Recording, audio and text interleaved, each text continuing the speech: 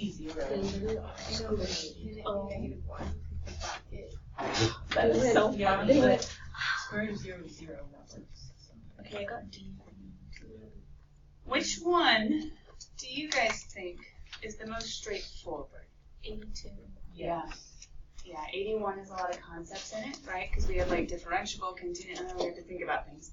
82 looks like we're just applying mean value theorem, which is what hopefully you kind of figured out last night. So let's start with 82. We'll leave a little bit of space for 81. We'll get back to him in a second. But 82, okay, what does MBT say to do? If MBT is applied, hey, can MBT be applied? Weren't you supposed to test last night in homework if it even worked? What two things need to be true? F is continuous and F is differentiable. What kind of function are you looking at in number 82? A polynomial, which means what's going to be true about both of those? Continuous and, well, I mean both of those meaning, sorry, F and F prime. They're both going to be good, right? So conditions 1 and 2 are totally fine.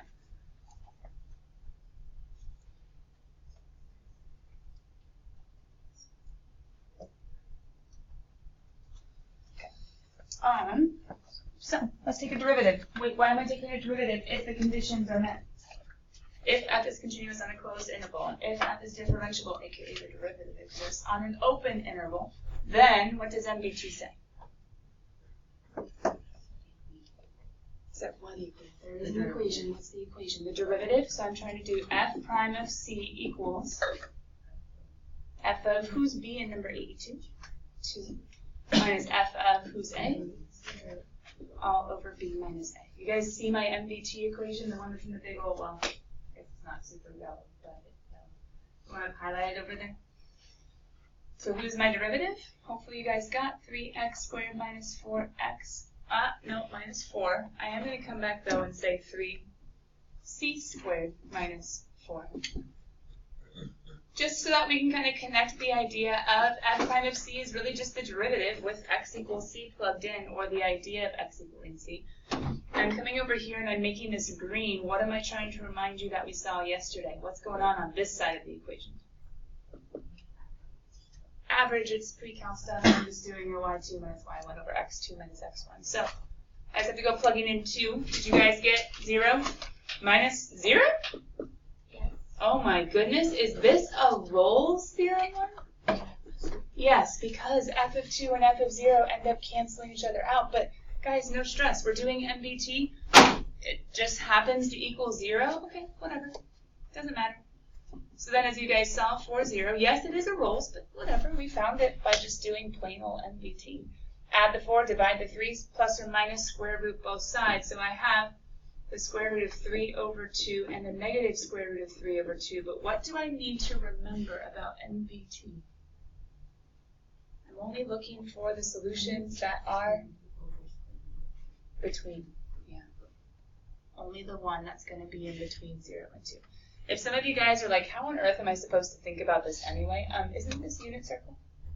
And isn't unit circle in between zeros and ones, so it's something in between 0 and 1? It's 4. 2 over root 3. Yeah. Sorry, Adam, I thought you were telling me the positive one. Because then it's 4 over 3 square root of 4 is 2. Gracias. I hadn't even looked at the answer choices yet. Oh, yeah, good thing mine would have been there. Oh, mine's still not there. What'd they do? Rationalize it, multiply by square root of 3 over square root of 3, and they end up with letter D.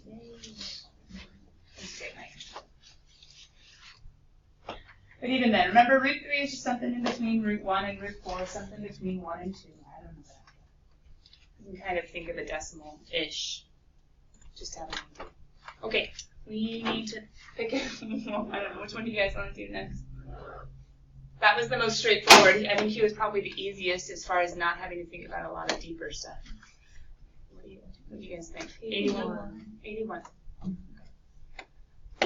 We're looking for what's false. I don't know. In my mind, nice thing is on the AP on any of my tests, you can always mark it up. You can always write on stuff, underline stuff, circle stuff. So looking for something that's false. I don't know about you guys, but my brain, I see an F, and so I go looking at the F clues first because I can see them. I don't know if you want to go about that, but I like looking at the f clues first. So f of 0, what's going on at 0? F of 0 is 0. And then f of 1, that's this guy, or equal to 1. What if you plug in 1? That's true. Forget him. So from the piecewise function, remember, f of just means go find the x value, the appropriate x value, the appropriate interval, and then plug in. This one plugging in, well, it's always 0, and this one plugging in 1 minus 1. Yep, that's the same. Continuous. What needs to happen for this function to be continuous?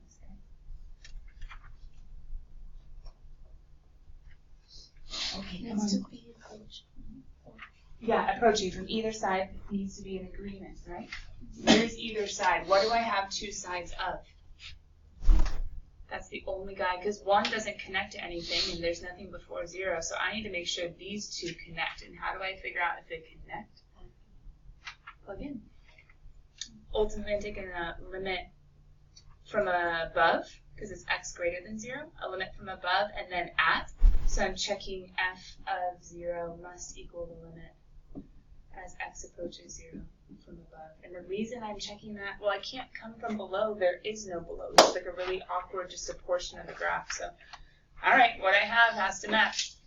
0 equals 1. No, it doesn't. What does that mean? No. Not continuous. Therefore, I didn't even have to go looking at my derivatives. But if I was supposed to be, wait a minute, if it's not continuous, could it be differentiable? Not at 0. Oh, wait, but it says differentiable in between 0 and 1. Is it going to be differentiable everywhere on the line? Yeah, because a line is a domain of all real numbers. Derivative of a line is a number, which is a domain of all real numbers. That's true. Even though it's not differentiable at 0, it's differentiable everywhere in between. And then, last but not least, the derivative of f is never equal to 0 on the interval. Yeah, because the derivative doesn't exist at 0. Actually, f prime of x would equal -1 for the interval. There we go. Because I took the derivative of that guy, because this guy doesn't matter, because since these two don't match up, the discontinuity thing says, nope, not differentiable. So yeah, the derivative is always -1, which means it must, or it will never equal 0. That's true also. But that was kind of a heavy one. Unless you did what I did, and you started with the f's, and then you remembered that continuous means they have to match up, and this one definitely doesn't. So, what did we do? I don't remember.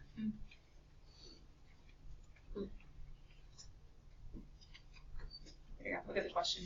Number 83. What's going on there? Which of the following functions do not satisfy the condition? Oh, we just talked about this. What are the two conditions that have to be true? Continuous. F has to be continuous. On closed, right? Endpoint to endpoint. No holes at the endpoint, so I have to keep it closed. And then differentiable.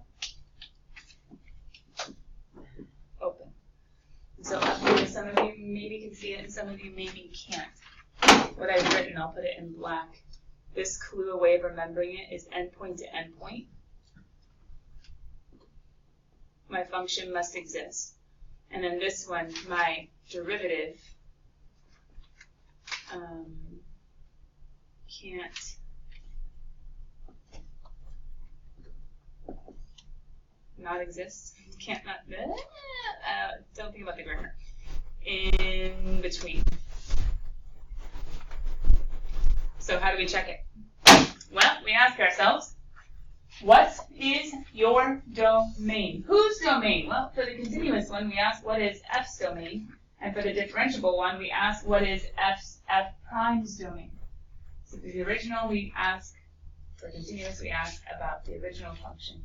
For differentiable, we technically ask about the derivative. So looking at all of these original functions, because all of the ones they give you are not derivatives, they're originals. Do we have any domain problems, guys? On the interval -1 to 1. 3! He can't be 3! I know, but that's outside. Less than or equal to, sorry, less than -1, he can't be. Well, but less than -1 is not there. Our cosine. No, this is a hard one. That's cosine backwards. That's looking at cosines ratios. Cosines ratios can only go between -1 to 1. You can only go in between -1 to 1, including -1 and 1, because cosine can equal -1 and 1. Oh, just kidding, he's fine. And then that guy's an odd-powered root, which means his domain is all real numbers. He's fine. Okay, they gave you 4 nasty functions, and 3 out of the 4 have something wrong with them. But where they're wrong?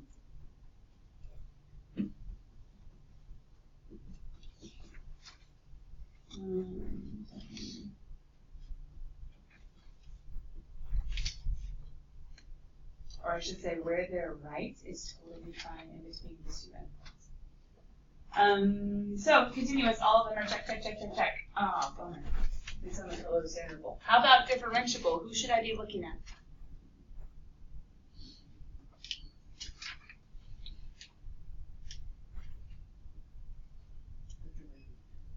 So, the derivative. If I was to, how are you guys' derivative skills? You ready? Who's A's derivative? X to the -4/5, right? Because it's 1/5, bring down to 1/5, -4/5. For letter B, somebody stop me. When you see a derivative that will not exist, oh, you gotta be kidding. Seriously? Maybe we'll find it somewhere else. I didn't want to do a particle. Letter C, bottom, the top minus top, the bottom all over the bottom squared. Maybe I don't have to simplify. Letter D, 1/2 square root of x plus 1 times 0. Doesn't this guy still have the same problems as far as x needs to be, okay, just greater than -1 now because he's in the denominator? He can't equal -1. But wait, what's my clue? Differentiable on the endpoints or in between? So -1 is not a problem. It's okay. I'm looking at the open interval -1 to 1. So he is still just fine. That one's still bad at 3, but he's fine everywhere else, so he's still fine. Letter B, I haven't even done yet. Letter A is the only one. Actually, I didn't need to do any of them. I just kind of was being facetious. Letter A is the final answer. Why? As soon as you took this guy's derivative, what can x not equal? And where's 0? Smack dab in. So therefore, this derivative was the only one where. Now, wait a minute. Some of you are like, I don't feel right about that. Okay, cool. Think about an AP test and you doing a product rule with an inverse trig that you didn't need to do. Does that make sense? If you find one and if you're solid on it, they love to do these ones about meeting the conditions of MBT. That's some sort of like radical root or some sort of power that when you take the derivative pops the x in the denominator where it won't exist, failing the condition. So I always would try this guy first, or some guy like this first. But that's just alright, so this is MBT, right guys? MBT/Rolls. Rolls was, oh my goodness, do you guys see how many practice multiple choice questions I have on MBT? Ooh, what does that mean?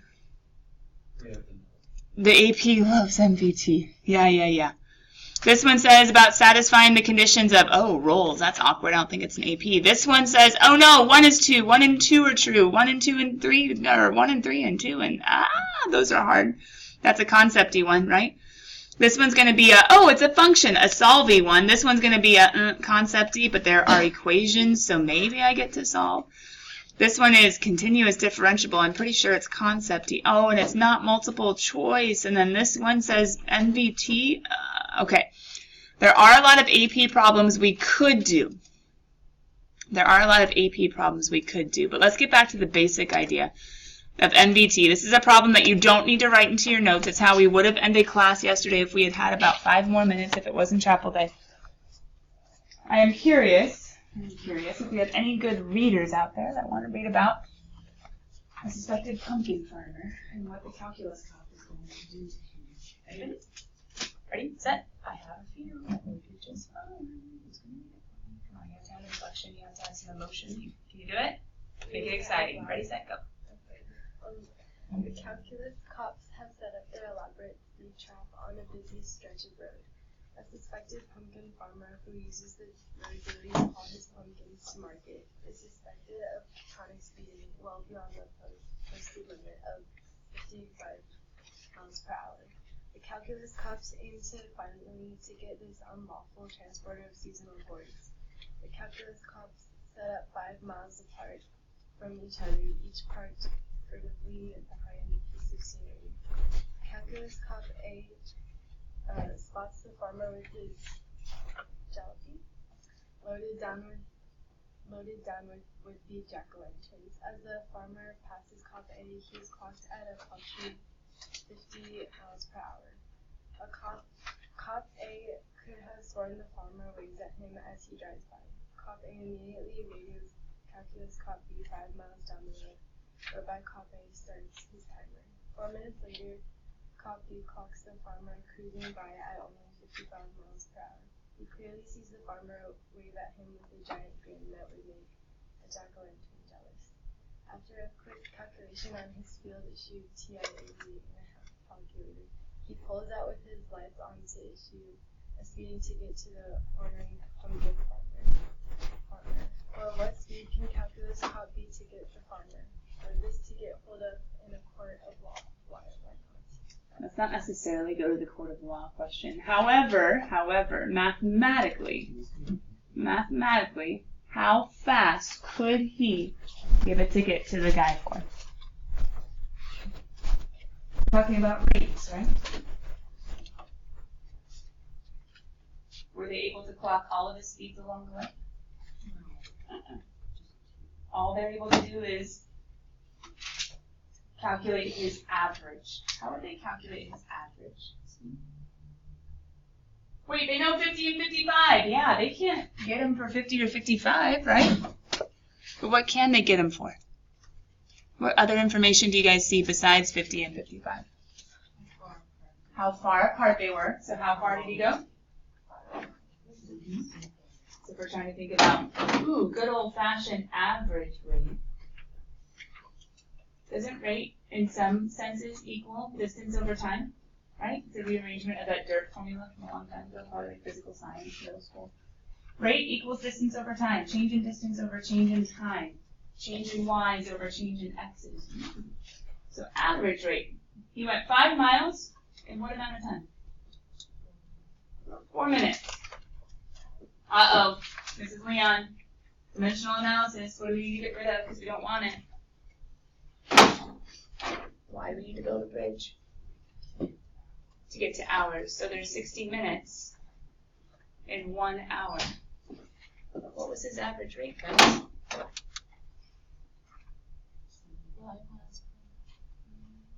That's going to be a 1. That's going to be a 15. 15 and 5 is 75 miles per hour.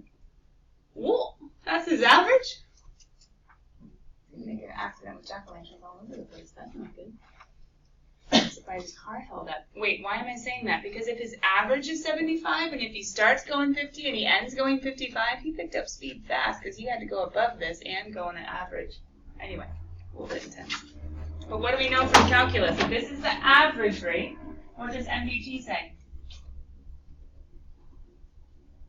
At some point Mm-hmm. The motion of the pumpkin farmer is both continuous.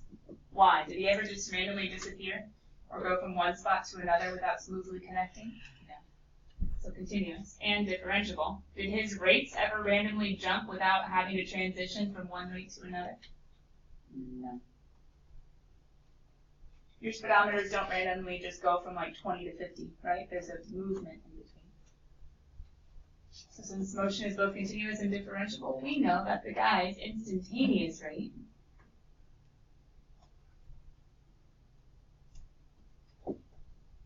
say speed if you want to go that route, is the average of 75 miles per hour at least once. Now, could we make an argument for him going even faster? Yes. Technically once in the interval. In those, 4 minutes? Is that how long it was? We can make a mathematical argument as to why he had to have gone even faster, but that is at least what we can clock him. Okay, so when your book doesn't quite have as much excitement in their example problems, or quite as advanced vocabulary. But when your book says something like a plane begins to take off at 2 p.m. on a 2,500-mile flight, after 5.5 hours the plane arrives at its destination, explain why there are at least 2 times during the flight when the speed of the plane is 400 miles per hour. We're still having to think MBT because MBT guarantees rates. But in order to find those guaranteed rates, we have to think about average rates. So what are some average rates we can get from this?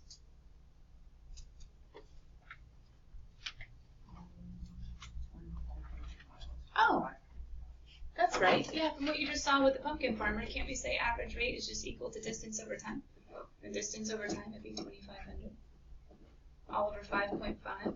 Well, they said 400 miles per hour. Whenever the AP gives you a specific number, it's for a specific reason. Guess what 2,500 divided by 5.5 is going to be? 400. Exactly. So I'm going to have my miles per hour. That's going to be 400 miles per hour. Wait. Why does this say there has to be at least 2 times? Technically, MBT just says, even though it doesn't have the wording necessarily, there is a number. That means at least 1. At least 1 singular. How am I supposed to say there are 2?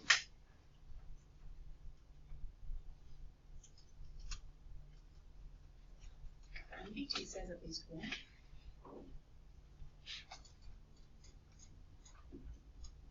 Don't you need like the 2 o'clock and then add the 5.5 hours? You could think about that and you'd be landing at like what, 7:30?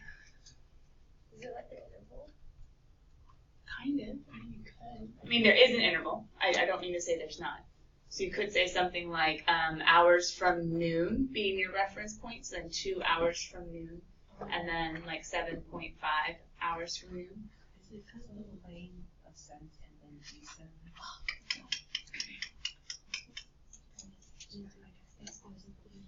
Why does that make a difference? Because if it's ascending, what kind of rate is it having? Positive. And if it's descending, what kind of rate is it having? What theorem is going to guarantee that's going to pass through 400 2 different times? MBT says 400 at least once, but that whole ascending and descending, positive rates and then negative rates. And what's going to have to happen in between a positive and a negative? The tangent line is 0. So if rates are positive and then 0 and then negative,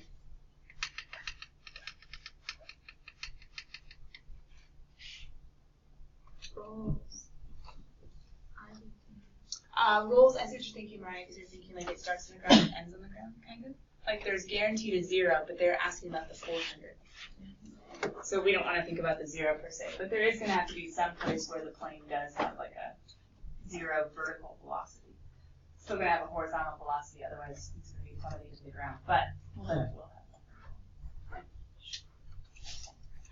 that. By MBT and IBT, I can be able to say this. Because by MBT, I can say that it's going to reach that average at some point in its journey, but then by IBT, I'm going to say that, I'm going to be able to say that it's going to have to go ahead and go through it on the ascent and go through it on the descent.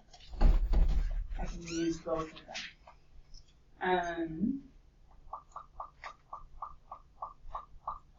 If we had more time, we would flesh out exactly how to say it, but our point today is not AP FRQ language.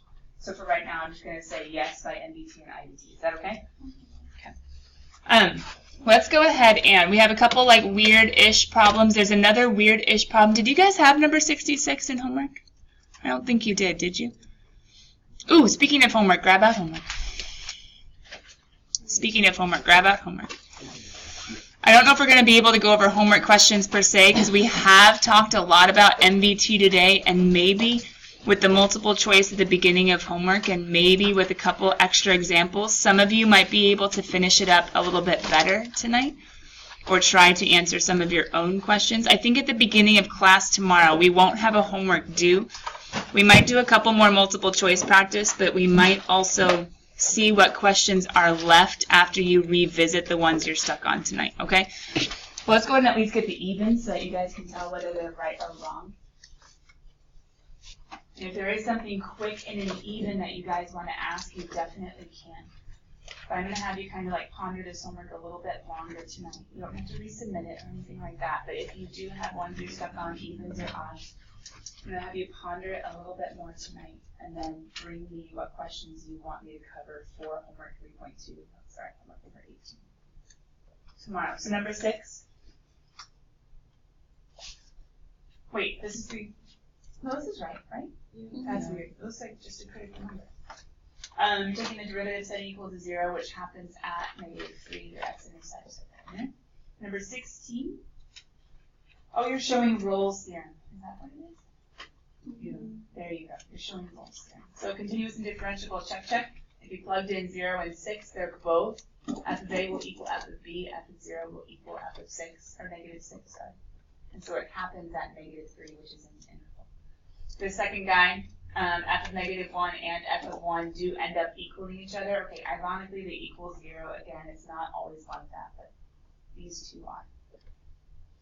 However, why is it going to say fail? Just go ahead and stop, so you didn't even have to go plugging in. Where is this function not continuous?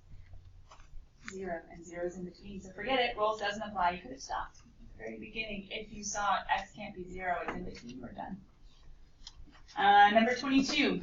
F of 1 does not equal f of 3. It's a weird decimal. So since they are not equal, does Rolle's apply? No. Does MVT apply? Yes. But they were asking for Rolle's. And like, okay, if the endpoints don't agree, if the endpoints don't equal, if f of A is not f of B, stuff. But then we kept on moving on to, there's MVT. I can tell because there's an f of B minus f of A all over B minus f. So they found the average rate. It was, Kathy, yeah, got it. It was a nasty decimal if you plugged it into your calculator, or it was a pretty ln of 4.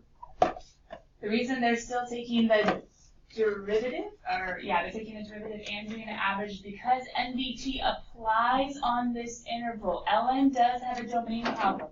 If you thought about that, that's really, really good, except it just says the argument has to be greater than 0, hence x has to be greater than -3, which all of these numbers are. So his function is continuous. His derivative does have a denominator, but that denominator says x can't be -3, which it's not, so it's okay on the interval, on the in-between interval also. So then you need to take your derivative simplified, set it equal to little guy they want you guys to find. And ironically, you should have never needed to go to your calculator, even though you might have found the right answer of 1.386 with your calculator, because with the ln's, you could actually use some ln properties, like e to both sides, and then you can go ahead and, well, it's a little bit nasty unless you made the one ln of e and then you use the quotient property. Then you could do e to both sides and make it something that you could solve. Sneaky, sneaky, sneaky. Real quick. I'm worried about some of you guys in your pre-cal skills. If you raised e to this side and e to this side, you would have been horribly stuck because of this -1. I cannot simplify that. But if you don't like this whole make one ln of e thing, what you could have done legally is you could have done x plus 3 is equal to e to the ln of 4 over. You'd have to go backwards with your derivative rules. Or sorry, not derivatives. Exponent rules from like algebra. Whenever there's a minus, it means there was a division of like bases. So you could have legally done this without having to go to the quotient rule craziness. And it would have worked out because then you would have gotten x plus 3 is equal to 4 over e. You just have to understand subtraction and exponents is division of like bases. It's just exponent rules backwards. But so many of us would have been like, yay, cancel out, 1 minus 1 is 3, and then you're wrong. And life is that. Because you messed up on the break. On the algebra. Even worse. So be careful, be careful, be careful. And why am I why am I telling you this? It would not have been a calculator question. I am so sorry, but it would not have been. Number 56. You were doing the whole secant line, tangent line business, which some of you might have gotten confused on. I had some kiddos after school ask me about it, or at least one. But it was good old-fashioned, like we did in our notes. Didn't we talk about how a secant line is just f of b minus f of a all over b minus a for his slope, whereas a tangent line needs the derivative? So if you're trying to make them parallel, you would just take both of the slopes and set them. That's ln of 4. Pop the 2 up to be 2 squared. Anyway, ln of 4 goes in for the secant line slope, and then you plug in your point, and then any point, actually, that's on the secant line. There are 2 of them. And then the tangent line, you got to plug in that tangent slope. Ooh, yeah, he's a decimal. He's not a by hand problem. But then you can make the tangent line. And then I thought they said make it parallel. Did they not? Was that a different question? Maybe that was in the 60s.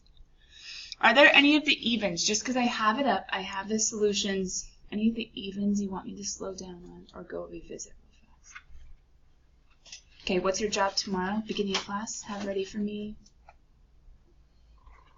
Any odds, any evens that you still have questions on? Is that okay? Okay. Peek over homework tonight and just make sure there's something. And some of you guys maybe still need to go grade. I know a few of you had different things going on last night that might have delayed you from turning this in. So finish up homework 3.2 if you haven't yet. It'll be late credit, but if you guys haven't noticed yet, if you're able to turn in a homework, if it's not by 8 a.m., but you turn it in by like midnight, I do 3/4 credit instead of half credit. So that kind of helps a few of you guys as far as if you didn't get it done for right now, get it done tonight, you'll still get more credit than you will by tomorrow. And then once it's half credit, it kind of just stays half credit. But yeah, get it turned in. And as always, remember to comment if it's something that either you talked to me already about or if you were ever absent, etc. and you need to give me a rationale as to why it's late. All right, guys. What's on the backboard? What are we supposed to be starting today? We have plenty of sample MBT problems, but we need to at least start section 3.3. Now, if you notice, I just skipped over something called a discovery, which means it was probably kind of cool, or at least kind of helpful. We might peek at it, but for right now, oh, no, go away, go away, go away. Let's just get into the meat of it, because I know a few of you guys who are on top of things as far as you have your homework submitted. It would be great for you to spread out this homework a little bit. Wait, spread out this homework. It's not due until... Oh. When's it due? So that's... Oh, yeah, right? Andrea sees the other one? So there is a homework due on Monday. The next homework is due on Monday, except on the side it says homework number 19A. Our teachers usually mean if they put an A instead of a B. Oh. Yeah, there's like parts of it, right? However, I actually gave 19A a name. Do you guys see what the name is? Hey, it's right underneath the Get Those Derivatives Simplified. It has Derivatives Simplified for homework 19A. Did we talk about yesterday whether or not you guys thought you needed to still take derivatives in section 3.2? Didn't we talk about that? And then I said, like, hey, guess how long you're going to have to keep on getting derivatives simplified for homeworks? The whole chapter. Oh. So how am I splitting up this homework? We're going to be talking about the concepts today and tomorrow and Friday. But in order to apply the concepts, the majority of the work in homework is going to be taking the derivatives and getting them simplified. Do you need all the concepts to do that?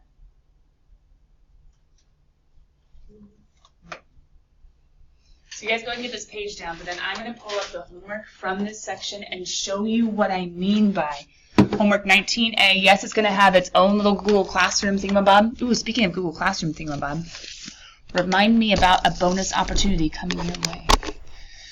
But homework 19A is going to have its own Google Classroom submission because even though the concepts in this section are going to be somewhat new, or at least we need to take some time on them, the derivative work is not. The derivative work is not. Let me freeze the screen really fast because a few of you guys are still writing. But I'm going to pull up the webcam on the page that homework can be found to show you what is due on Friday. Because Friday's before Monday, and hopefully some of you guys are hearing that it's just review. And just finding derivatives and getting them simplified. But as you guys are waiting on me to pull up that homework so we can talk about the derivatives you're supposed to be finding for Friday, what are the two big words that you see on this page? Mm-hmm. And what's the title of Chapter 3A? It's okay, you can go back and look. I think we wrote it down in our table of contents. What's the title for Chapter 3A? Function analysis, or analysis of function behavior, is I think how I have it on Google Classroom. Yeah, I do. We are going to be analyzing a function for where, when, how long it's increasing and decreasing. For when, how, where, for how long it's increasing and decreasing. And guys, I'm updating your Google Classroom so I can show you the actual homework number 19A. But in this section 3.3, it's all about increasing and decreasing, which might not seem that hard, especially those of you that I had for pre-cal last year, Mr. Che had for pre-cal last year. You were like, we did increasing and decreasing last year. It was easy. You just looked at the graph and said it's going up or said it's going down. That's quiz. You did have to know interval notation, like the beginning and the end and the brackets and the parentheses. That might have been a little bit tricky, but it wasn't all that bad, right? Okay. The AP loves to trick you on increasing and decreasing. Okay, this is the homework that is due on Monday. And it looks like this, where there are graphs for a little baby bit. There are graphs for a little baby bit. And then what happens after the graphs? Look at all those equations. Now here's the struggle. Guys, how pre-calish are these equations? Oh, not bad. They're polynomials. Are they polynomials the whole time? Now we have like a product, and then we have rational functions, and now we have trig, and now we have exponentials, and now we have logarithmics, and now we have, okay. Are we, and piecewise functions, you gotta be, and arc trig, and exponentials with bases, and logs with bases other than e? Okay. Did the functions get messy? Yes. Are they beyond the basic graphs? Yes. Which means, are you going to be able to visualize, hey, all of these equations are non-calculator problems? Oh, dang. Are you going to be able to visualize all of their graphs and just think about, oh, it's going down, it's going up, this is easy? No. No, you're going to have to take a nasty equation that you're like, I don't know who this is, and analyze it. Oh, it's the chapter title. Analyze it with calculus. Oh, calculus is going to tell us the increasing, decreasing? Yes, that's what we're supposed to be learning. But do you see all of these functions? Okay. In the notes. Yes, going down is decreasing. Yes, going flat is constant. Yes, going up is increasing. That's great and all if you have a graph. Last year, the hardest thing you had to think about was read a graph from left to right like you would words in English on a page, right? Not Hebrew, but English on a page, left to right. But the hardest thing you had to think about was, oh, it's decreasing on an interval from 0 to a. You have to learn interval notation, and that's not an x and y. That's the beginning and an ending of a certain portion of a graph. And then you can say, oh, it's constant from a to b. Is that a b? Yeah, b. And then it's increasing from b to infinity. That was the hardest thing last year, was just telling the interval. Looking at a graph. This year, we're going to be given equations and, whoa, whoa, whoa. Whenever a graph is decreasing, what do I know about its derivatives? They're all going to be negative. Does that make sense? The function is going down if the tangent lines are facing down. And the tangent lines are facing down if their slopes, aka derivatives, are negative. Careful. Negative and decreasing mean very different things. When will a function be increasing? When its derivative is positive, aka when the tangent lines are sloped up. And then a function will be constant on an interval when the derivative is 0 for an entire interval. Not at a point, but for an entire interval. That's what you guys wrote down here. No, this had nothing to do with calculus. This just said the y's get higher, increasing, or the y's get lower, decreasing, yes. but how does the calculus attach? It's all about the derivatives and their signs, positive or negative. So wait, if everything comes back to derivatives as far as how to do these equation-y ones, guess what you're going to have for, or need to do for, all of these ones that say, identify the open intervals on which the function is increasing or decreasing. What's the first step to every single problem? Find the derivative. Well, technically, think about domain and find the derivative. What about this section? Find the critical numbers, if any. Find the open interval where it's increasing, decreasing. Apply the first derivative test to find all relative extrema. You can do that and use a graphing utility to confirm. Guess what the first step is to applying a first derivative test? Finding the first derivative. So, what is homework 19A due on Friday? Check it. This is the homework due on Monday. The entire thing finished. Pause. What's due on Friday? Making your life easier for Monday. What does it say? On Wednesday, on Monday. I think last year we were a couple days ahead. Awkward. Fine? For these homework problems. I even go through and tell you which ones. So here's what you're doing. You're basically making yourself a cheat sheet. But you have to make it. I'm not giving. I give you an answer key. But pause. What do you need to do? You need to. I give you the answer what the derivative should look like. I don't give you the work, because if you look at this one, check it.